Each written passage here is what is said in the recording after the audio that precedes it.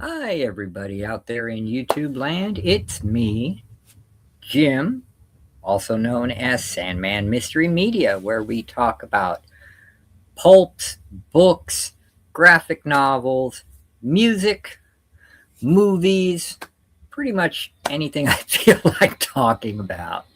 Yes, my new glasses finally came in. Yay! So I can see, but it makes me realize my age because these are bifocals, and we all get old and our eyes go, and there you are. Um, Today's going to be a very busy video. Um, I'm going to do reviews of books that I read in December. I've only read 4 books, so I apologize for that. Oh, I don't even know why that's still in there. Um, and 3 are great, and 1 not so much, ladies and gentlemen. I don't often have bad reviews or talk negative of books. I try to find the good things to say, um, but 1 I just can't. And then, yes, I'm addicted. I am addicted. I have a book haul here, the first one of 2026. Um, And then I'm going to give everyone updates on the short story I'm writing that I hopefully will get published in the second volume of this, which is done by Pulp Mortem, Secret Fire Books, Liminal Spaces, a bunch of other awesome booktubers that I look up to, and hope my channel will get there where theirs are at. Um, but first, let's get to the reviews, guys. Okay. First, we're going to get the negative out of the way, and that is Terror on Planet Ionis. And the book I mentioned in a previous haul with an awesome cover. And this, I'm just going to say it, this book is not good. Okay. And I had high hopes going into this because if you don't know this name, Alan Adler, he was one of the co writers for the screenplay of Forbidden Planet. That's right. The classic sci-fi movie that adapts The Tempest into a science fiction futuristic setting. The guy wrote a horrible novel. Okay. So you can't always judge a book by its cover.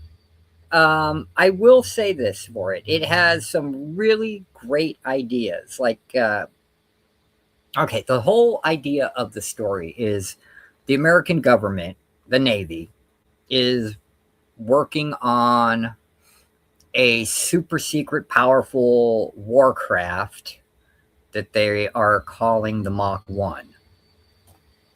And it's all nuclear capable and it is like a big warship that can, like a battleship or a destroyer or something that can travel at Mach 1 on the water, and it's all nuclear capable. All the weapons are nuclear. Okay, keep in mind this was written in 1957. Okay, so yeah, the age of nuclear everything, the Red Scare, all that stuff. So it was written in 1957, but it didn't get turned into a paperback or published as a paperback until 1966, where they changed the title. It was originally called Mach 1, a story of the planet Ionis, to now, when it got published, Terror on Planet Ionis. Okay. And the aliens are called the Grid, and that's the concept. The alien concept here, they're all some kind of weird unimind aliens that are kind of electrical energy beings, right? They're all connected, and all their technology is biomechanical technology. Like on their ship, it looks kind of like a giant amoeba, and if they need a panel to pop up or a view screen, it just pops out of the wall while they think about it. So you can see concepts of Forbidden Planet in this where, mind over matter. But the writing, okay, well, they bring the ship and the guy piloting the warcraft to the planet Ionis, which happens to be one of the moons of Saturn. And there's this crazy energy being burning with energy, and he eats these people and all their stuff to survive because it's all energy, right? And they brought the ship there to try to help them. And when the ship comes back, the creature follows him. It's called the Karkong. And so the military has to deal with it as well as the ship. And of course, the ship does the final blow and everybody's happy. The end. They're all the characters are wooden. It's like a really bad B movie from a Poverty Row company, and it doesn't read like a novel. Well, some of the times it does. 50% novel, 50% screenplay. Okay, but it's not good. That's all I'm going to say. The characters are wooden. They deliver their lines in a bad acting style. It's all the Navy people and everybody except for the aliens, and the whole thought of those aliens is cliched, tried and true, which normally isn't a bad thing. But if you put some depth into the characters and you put some depth into other parts of the story, then yeah, cool. I can't even call this pulp because it's not pulpy, really, either. Um, so yeah, there's that. Okay, Planet Terror on Planet Ionis. Buy it for the cool cover. Okay, if you can find it dirt cheap, and have it on your wall displayed, with the cover up there, like on your bookshelf, like I do over here. But reading it, you might be disappointed. I don't know. Your mileage may vary. Ghosts for Christmas. I read this Christmas Eve and Christmas Day to finish it off, and yeah, great ghost stories. I loved each and every one of them. The one by Charles Dickens. I haven't read Dickens since I was in high school. Okay, so that was neat to go back to, and it was a quick 10-page story. It's not like A Tale of Two Cities or anything like that. So it's a quick read. The Dead Sexton by J. Sheridan Le Fanu. That was great. Robert Louis Stevenson's story was great. Algernon Blackwood's story was great. Actually, he had two. Yeah, I like the transition better than the first one. That was the transition's the second one. Just there was a huge amount of ghostly stories from great writers. There's even a Ramsey Campbell Christmas ghost story in this, which is really cool. So I found this at a thrift store for $1.50. I was well worth the price of admission. So if you can find Ghosts for Christmas anywhere, edited by Richard Dalby, grab it. Now, I started this in December, but I just finished it a few days ago. This is a British edition of all of Robert E. Howard's Tales of Mystery and the Supernatural. And I may be biased, but I loved the heck out of this book, man. It's so nice to see him try his hand at horror, suspense, mystery, and the supernatural. It really is. I loved every story, even though some were much better than others. Okay. For example, let me get to the...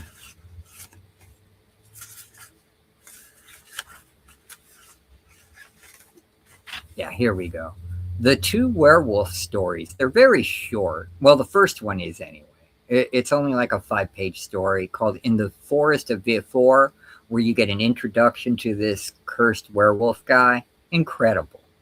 Wolf's Head, which is another story about him, really good. The Dream Snake, it was serviceable. The Hyena, also serviceable. Sea Curse was really good. Okay, Skullface. Now, a lot of people don't like Skullface because he was trying to do that suspense, Max Romer, Fu Manchu type stuff. And some people think he didn't succeed at doing it. I thought he did, but I think the story would have been better if he didn't make it a novella. You know, that's just me. The Fearsome Touch of Death was cool. The Children of the Night was cool. The Blackstone, I really liked that one. The Thing on the Roof, that was okay. You can see the H.P. Lovecraft influence there. The Horror of the Mound, that's another H.P. Lovecraft, but that one was much better, I thought. People of the Dark was cool. The Cairn on the Headland was cool. Black Talons was cool. Fangs of Gold was okay. Names in the Black Book was very good, I thought. The Haunter of the Ring was pretty decent. Graveyard Rats was cool. Black Wind Blowing was okay. The Fire of Ashurbanipal was pretty neat. And Pigeons from Hell, it's just incredible. And it's different than the graphic novel that was adapted by Joe R. Lansdale. The original story takes place, you know, around after the Civil War era, you know, and this guy inherits the plantation and the mansion, where in the graphic novel it's made more in the modern day with teenagers and stuff rather than people of that era. But still, darn good. That was the only change I really noticed between the two, and there's more depth and detail in the story than there. You know, when it comes to graphic novel, it's more show it, don't tell it. And with this, you have to tell it. It was really good. So if you can find any collected edition of Robert E. Howard's Tales of Mystery and the Supernatural, grab it if it's affordable.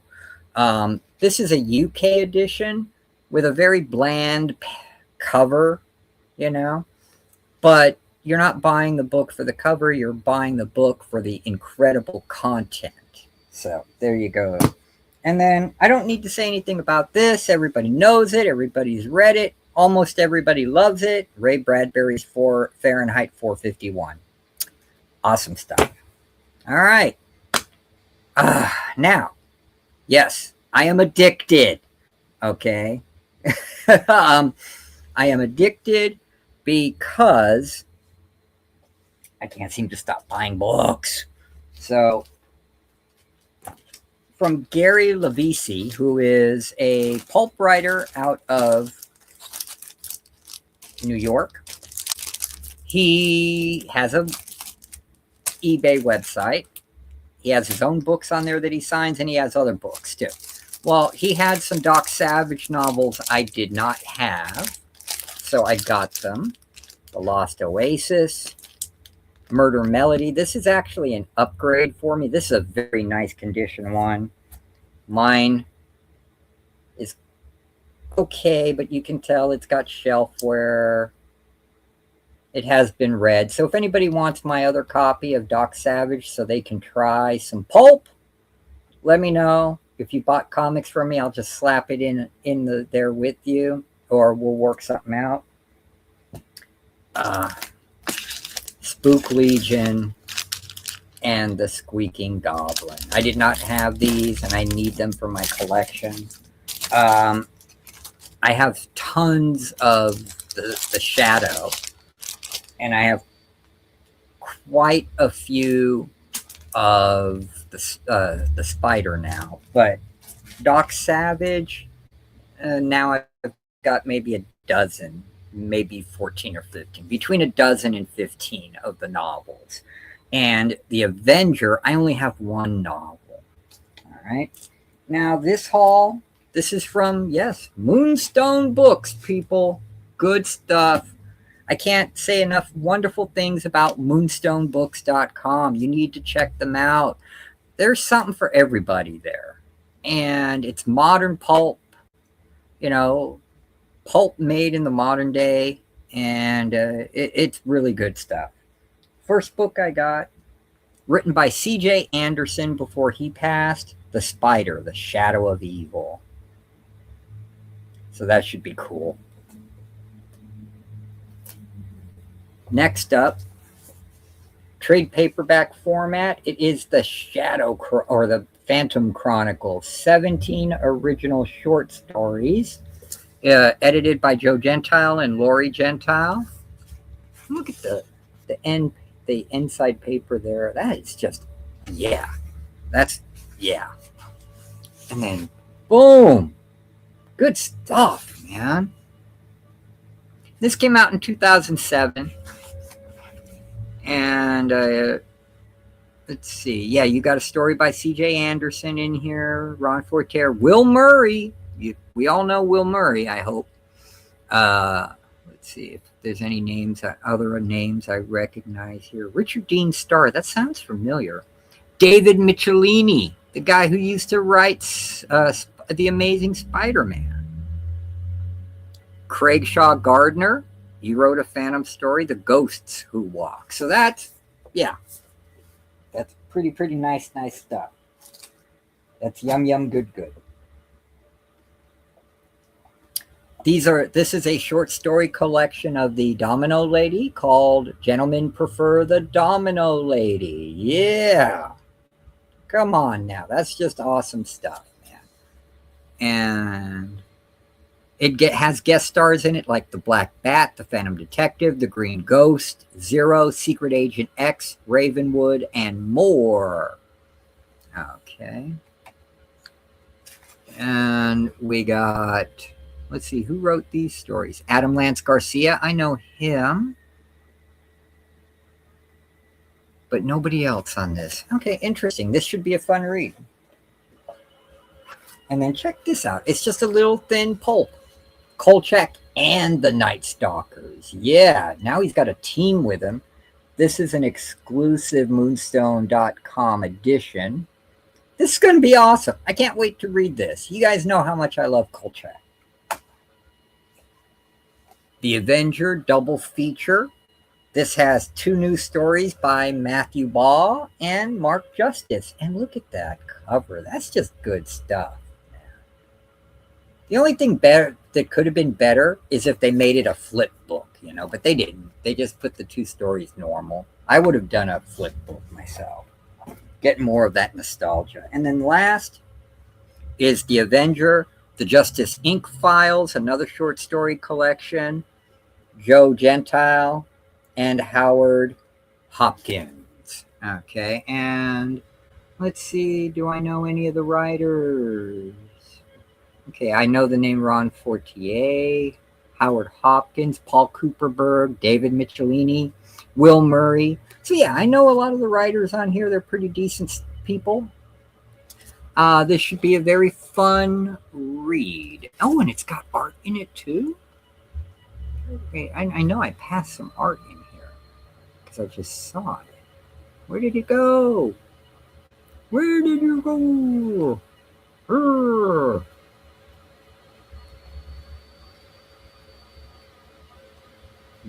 Did I not?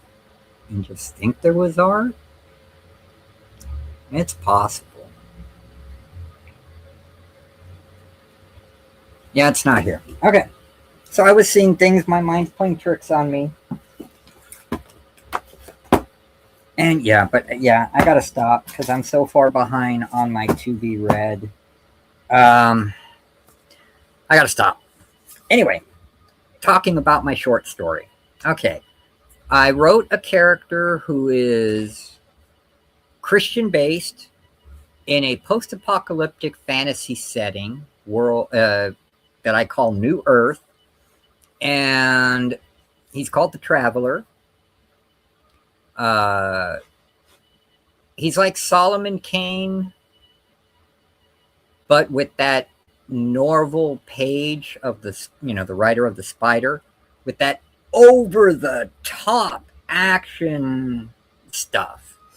The short story is about 2,100 pages or 2,100 words long, so it's about 5 pages, 5 or 6 pages, very quick read. And it's going to be the first of many. I am going to try and submit it to Weird Frequencies. They're going to do another edition of this. It's a bunch of well-versed and well-read booktubers who also, quite a few have writing backgrounds as well. And they put this together. It was a labor of love. I'm hoping and praying that I'm able to get into the second volume. The deadline is April the 10th. And we'll see if this story is worthy of being published in their book. If not, I'm still going to be writing the stories of this character. Something with him clicks. And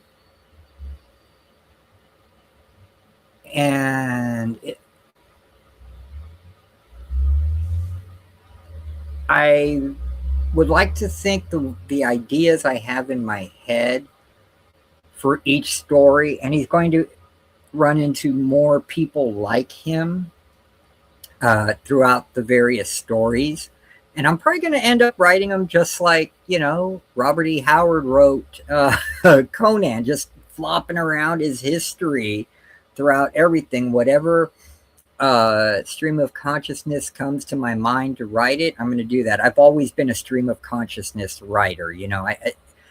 It worked for Jack Kerouac, and it seems to work for me. And then I go back and revise and revise and revise till I think I've got it right. Like I have, and I still have all my drafts on this short story, from the first draft to this final one, the 5th.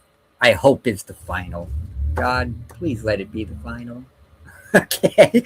I think the 5th finally got really polished. And no, before anyone asks, no AI of any kind was used to write this story, correct it. I've actually been sending it to friends and family members who are actual writers that have been giving me suggestions, positive critique, and so forth, to improve on the story and get what needs to be put in there. And I think it's very clean with a sheen now, as my friend Aaron would say.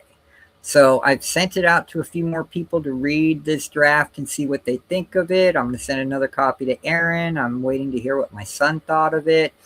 Probably going to send it to my pastor as well. And everybody who has it, if you're watching this video, I would really like you guys to come on Friday on a live stream with me. We can discuss it. Tell me what you liked, what you didn't like. Give me honest critique where you think it can improve. Keep in mind, this is just the first story. There's not going to be a whole lot of world building in here. You'll see more world building throughout the short stories. The easiest way to describe the world they're in is, if you remember the Hanna-Barbera cartoon created by Steve Gerber, Jack Kirby, and Alex Toth, Thundarr the Barbarian. It's that kind of world where tens of thousands of years ago, there was a big cataclysm that happened that wiped out Earth and changed everything. It took thousands of years. There were survivors of humans, of course, very few. And the continents aren't what they were. Land masses aren't what they were anymore, And everything's changed. And that's the world the Traveler is in. And a lot of evil beings have taken over. So it's quite interesting. There's a little bit of everything, you know, being a Gen X 80s kid. I put a lot of the stuff that influenced me into it, you know, and I hope you guys like it. I pray it gets published, but if it doesn't, I'm still going to buy the second volume of Weird Frequencies because it's great, great stories, great writing. I'm still reading into it. So you guys know I haven't finished it. When I do, I will, you know, go and do a review of this book then. But that's it for now. I've drowned on enough. It's almost a half hour. So anybody who wants to read my short story, hit me up via email because it's in a Word doc right now. It's Sandman Mystery Comics at gmail.com if you're interested. And I'm more than happy to get constructive criticism. Love you guys. May you be blessed by the Lord. And I will see you guys all on the next video. And hope you have a peaceful rest of your day whenever you're watching.